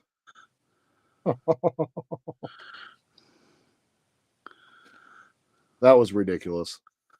Yeah. So not an issue. Not an issue. Yeah, doesn't even melt it. There are tires on the car there, are you? Yeah. Totally. I wonder, do I have? I really don't. I'm kind of surprised. Like, no extra part works. I could take. I do have one of our crappy chipping sponges wood pieces here. Let's go ahead and try cutting through a little bit thicker of a diameter piece of wood real fast. See what happens. Huh. When you plunge it in, it does something. Do you think it's easier than you'd be getting from just a regular blade? Hobby knife. From a hobby knife? Likely, Yeah. yes. So let me try next to it with a regular knife. Yeah. Yeah. Okay. By a country mile. So it will, like, I'm curious, just go through sponge real fast to see what it does. Huh. It also goes right through there too. Funny that. Very cleanly. I imagine though, if you were to use this like as a bit of a whittling tool, like you'd be able to, like if you were trying to get into this wood and trying to scrape out a little groove or something, a little groove or a design. So Marco's go. Oh, was that squeaking? Yeah, I was able to kind of like get it and like. Marco's got a question. He says, after abusing the blade so much, how's the edge? So far, so great. Let me go up against this thing, the first thing that I cut, and try cutting with just the blade itself.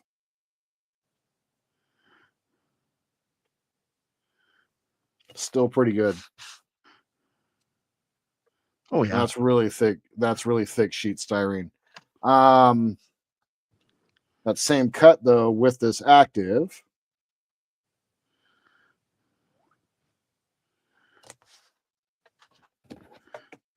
Gone.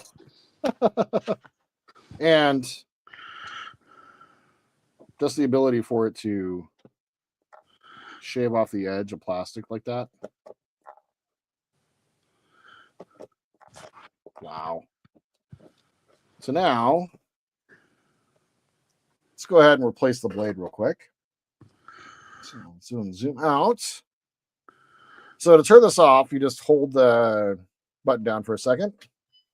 Oh, 3 seconds. is it 3 seconds? It's 3 seconds. There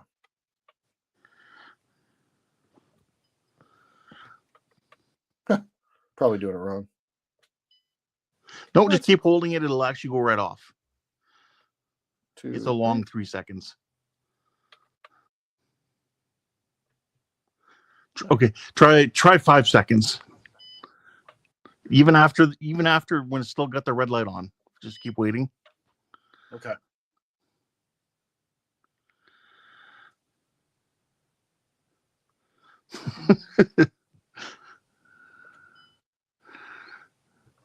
Keep waiting after. Just hold it down for 10 seconds or something.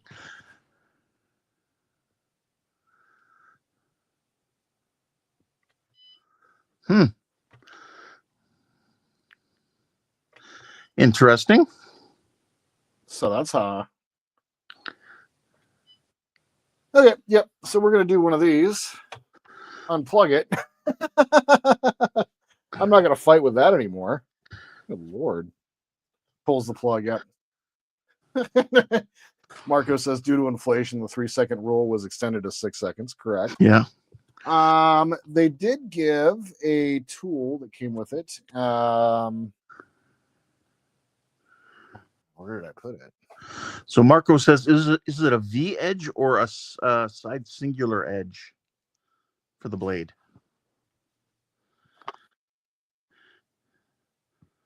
I would say it's a side singular. I don't know how It's a V.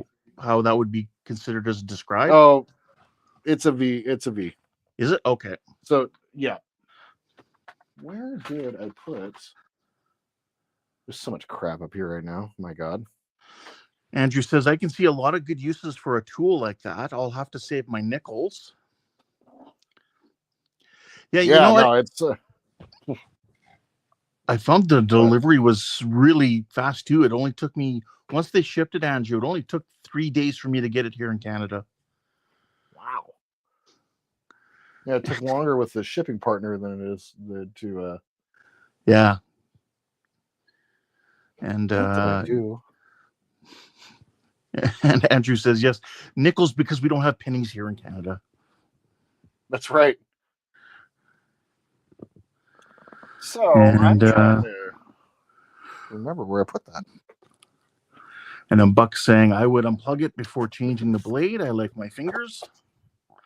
Agreed. Yeah, agreed, yeah. So I had in this bag, and I took it out, but in this bag was a Allen wrench to replace the thing. Hopefully I can find it here real quick. If not, then not. No, I didn't buy it through Amazon. Don't buy it through Amazon. It's like double the price on Amazon, or if not triple. It was outrageous, the price on Amazon. Direct from Phrozen, I bought it. This is normally keep track of my tools much better than this, and I'm a little irritated with myself right now. And so Mark was asking the price. It was like 178.79 something or something like that, US dollars. Now so yeah, that's what it was. What did I do with that Allen wrench? Is it over there? It's definitely over there somewhere. And it's an incredibly small one. Let me go grab my Allen wrenches real quick. Just gotta go to the hallway.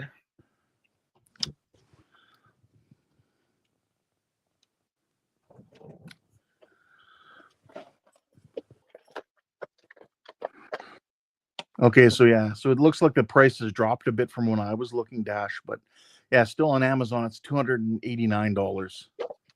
Oh my God. Oh my God.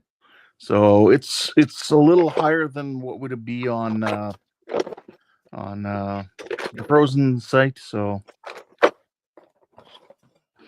and like we said before, there's other producers of Sonic blade blades, so you could always look at a different producer. Damn it. That's the smallest one I have. Well, I don't know if I'll be able to actually replace the blade tonight. I can't find somewhere in this jumble of a mess on my desk. There is a. Well, you did create a bigger mess now. I certainly did. There's just a Just a right pile here. of cut up, Including pieces. like, well, and then it looked like, okay, so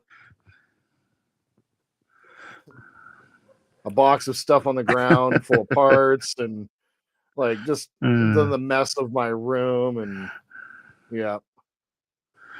Oh God. But yeah, it's not in one of those somewhere little plastic drawers. no, these ones are specific, and the thing was a little too long. I think it's sitting somewhere in this. Okay, everybody, it's like, where's Waldo? Who can see it? Yeah, seriously. Will it cut a shoe? Do I have a shoe that I'm willing to sacrifice a little bit? I'm assuming it would cut a shoe just fine. It will cut a. It will cut a shoe. Yeah. If it will cut, if it will cut this, it'll cut a shoe. If you can dodge a wrench, you can dodge a ball. Yes. So, I think. I have someone at my door. I'll be right back. Sounds good. Yeah, no, I need to clean up my workspace. It's having a very small little space down here at the very end of my room. Yeah, kind of doesn't make for a whole lot of room, which makes losing the Allen wrench for this a little frustrating. It's around here somewhere. I swear. I keep like all of my part work stuff in such meticulous fashion, but for whatever reason, when I'm making a giant mess on my desk, it doesn't seem like I can remember where anything else is. I'm going to put this razor saw away because it's not going to cut the hell out of myself. But yeah, so that's pretty much it for me tonight. I'll be wrapping up here in just a couple minutes. Like I said, got some life stuff to take care of. It's been kind of a hectic. And you see an Allen wrench? Oh, these ones? Yeah, the smallest one I have is this one, and I need one size smaller. Because they did this video. Marco, that's hilarious. Marco says, because you did this video, they raised the price. If only. Now, yeah, it's been a hectic, busy week with the internet being down on Sunday, and then having some water issues yesterday. Like the business of the house has been a little challenging to get through. So we're gonna head out and take care of some shopping and getting ready for the weekend and all that jazz. But so yeah, that's pretty much all that I got. Did I hear you come back, Ken? I'm back. Excellent. But yeah, so this has been thoroughly enlightening. The amount of crap that this thing is capable of cutting. No, not that. We're not cutting that. Like all of this has been cut. Did I cut the Allen wrench in half? Could be. Dude, seriously, I cannot tell you how infuriating it is right now that I don't know where that's at. Like I keep like I think my mental health is either getting better or getting worse based on the fact that it's such a mess in my like workspace and all that. Normally it is with the main power box. I was just thinking the same place. Yeah, no, it's somewhere. It's sitting somewhere. I have no idea. I'm gonna find it though, because I'm gonna lose my mind when I'm gonna be shopping. I'm gonna be like, where is it?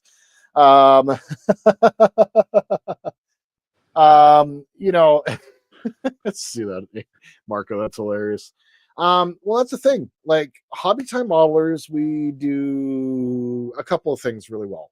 Number one, we share knowledge. We share a good time, and we spend each other's money. Right. So that's the biggest thing. We are the biggest influencers in the world on each other. not for others. For all you out there, though, that are watching and are interested, I believe it's Phrozen.com is what it is. I think it's their website. You definitely can pick it up there. Do look into other versions. I think Don was saying he got his from Micromark. His is also cordless, like it's battery powered. So it's a little bit more mobile. And it has like a little bit of a clip holder thing, which is kind of an interesting thing. So there are other options for this, but I can say that for an ultrasonic cutter, having one of these on your workbench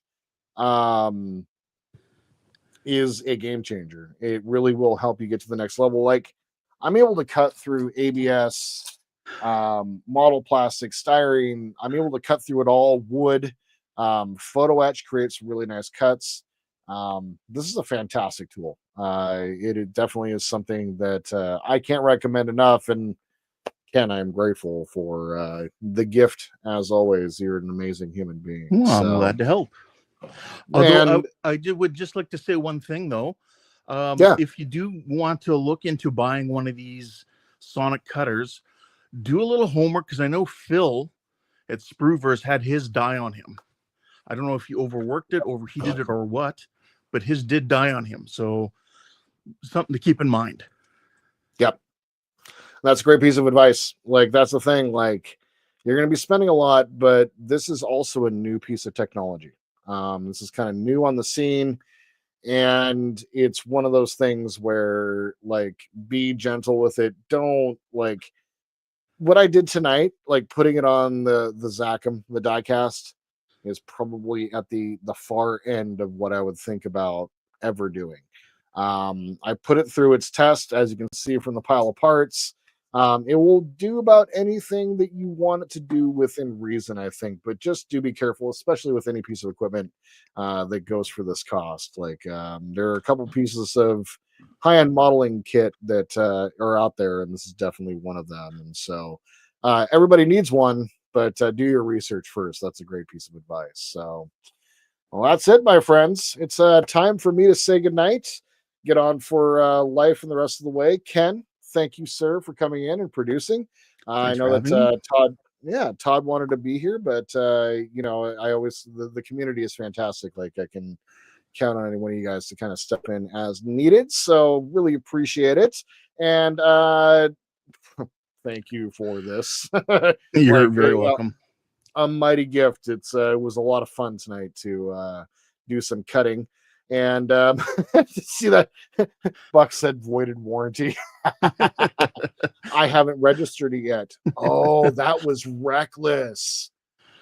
Like I literally have not registered it for its extended warranty yet, and I'm out here like cutting freaking die cast. Oh, what a genius! A genius with a capital J. And being a capital J, my name is Jordan. I want to say thank you. I know that there was a million things y'all could have done today. Instead, you spent 2 hours watching me cut things. And I think that's pretty damn cool. And real quick, Ken, are you going to do the outro or do you want me to do the outro? No, you can go ahead. Okay, I just wanted to make sure because I was almost going through and saying all the words. And I'm like, am I just going to sit here at the end going? If you guys have any questions or comments, tips, tricks, please leave them down below. Where is it? There we go. I had to make sure I got my buttons right because it's all different now. What? I swear it didn't work when I opened the button. Oh, but what about what are you talking about? It's not on the internet. The internet's not real. No, fake news. Fake news. But anyway, if you guys have any questions, comments, tips, tricks, please leave them down below. Like to support the channel, please like and subscribe. And my friends, until we see each other again, I will be there tomorrow on HTM and on Sunday. Until we see each other again, I hope you all have a wonderful evening in this beautiful world where we happen to be. And just remember, my friends, that 2 men can make a difference. Good night, everybody. Good night.